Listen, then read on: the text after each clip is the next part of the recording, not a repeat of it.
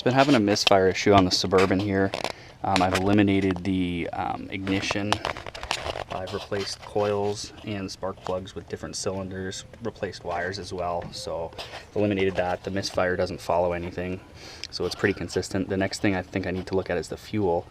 What I did notice the other day, my fuel pressure regulator here, this vacuum line, which there is a crack in it, but outside of that, it was leaking fuel. So that would be an indication that this fuel pressure regulator is bad. So I'm going to show you how to replace that. First thing you need to do is pop off that vacuum line. And this clip here, you'll have to pop that off as well. Before you do that,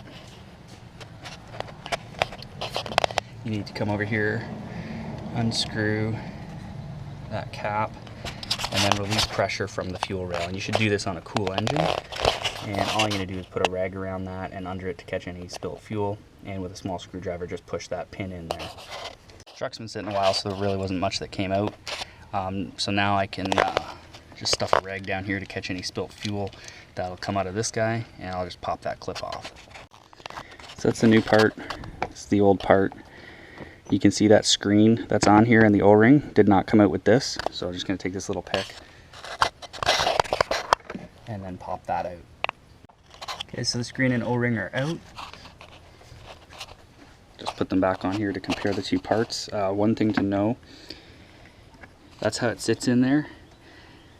I would say this comes off the top, but it's actually considered the side. There's two versions of this. The top is over here, the side is up here. So just make sure you get the right one before you go to the parts store. So this is the new one.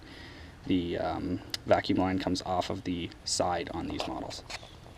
So just make sure your retaining clip's seated on there correctly. Just below that tab, there's a tab here and a tab here. And I'm gonna just replace the vacuum T there, or elbow I should say. I have another one, unfortunately it's not a 45, so I'm just gonna have to make do just to test it, and I'll have to get the proper connector.